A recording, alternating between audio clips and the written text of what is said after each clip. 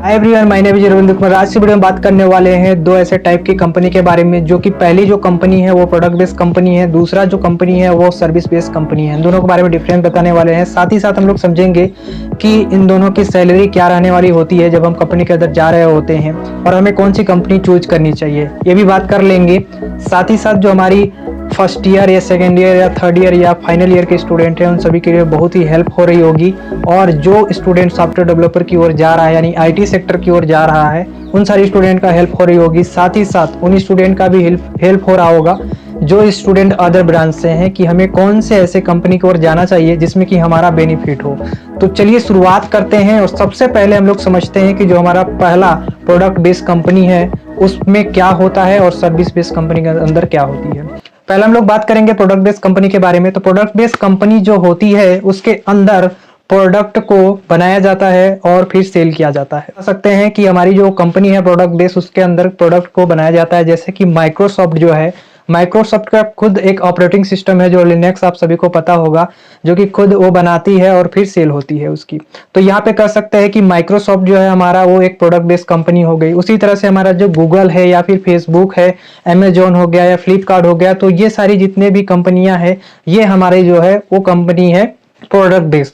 अब दूसरी बात करेंगे हम लोग सर्विस बेस्ड कंपनी के बारे में। तो सर्विस बेस्ड कंपनी ऐसी होती है जो कि किसी के लिए सर्विस प्रदान करती है। जैसे मान लीजिए कि हमारा एक, मान लीजिए जो विप्रो कंपनी है जिसके अंदर मेरा सिलेक्ट हुआ है, तो हमारी जो कंपनी है वो एक सर्विस बेस्ड कंपनी है जो किसी के लिए सर्विस प्रदान करती है। जैसे कि मान लेते हैं कि अगर हम किसी के जैसे कोई गाड़ी है तो गाड़ी के अंदर हम सर्विस कर दे रहे हैं, ठीक है, तो हमारी जो कंपनी है वो काम कर रही है, सर्विस देने के काम कर रही है। तो इस तरह के जो कंपनियां होती है जो सर्विस देती है, तो वो आईटी सेक्टर के अंदर क्या करती है, सर्विस देने का काम करती है। विप्रो हो गया, टीसीएस हो गया, ये सारी जो कंपनियां इस तरह की, ये कंपनियां जो है वो है सर्विस बेस्ड कंपनियां।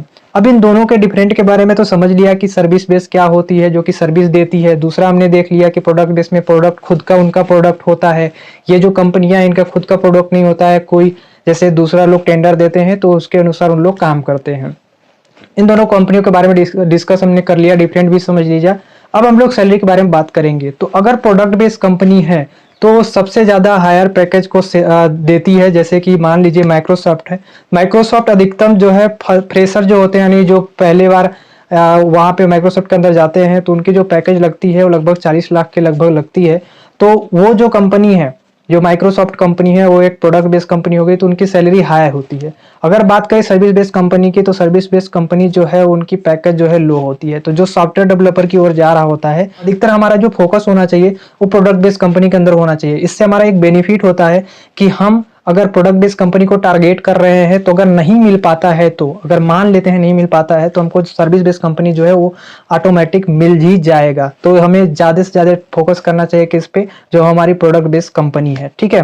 तो बड़े बड़े जो कंपनियां हैं उनको टारगेट करना चाहिए, जो कि प्रोडक्ट बेस्ड है, जो खुद का प्रोडक्ट बनाती है। लेकिन अगर बात करें हम लोग सर्विस बेस्ड कंपनी की, तो वो जो सर्विस देती है तो उनकी सैलरी जो है कम होती है। क्योंकि अगर जब आप जॉब कर रहे होते हो, अगर मान लेते हैं कि आपने प्रोडक्ट बेस्ड कंपनी के अंदर काम रहे हो, आपकी सैलरी जो है 1 लाख रुपए मंथ है, तो आपकी अगर जो भी सैलरी बढ़ती है वो परसेंटेज के मामले में बढ़ती है। तो अगर मान लेते हैं कि 10% बढ़ती है, तो आपको महीने के 10,000 रुपए एडवांस पड़े।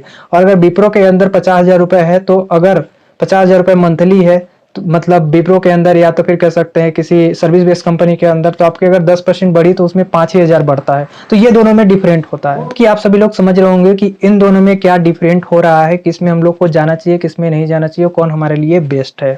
इन दोनों कंपनी के अंदर जाने के लिए हमें एक ही चीज पूछी जाती है, वो है डीएसए।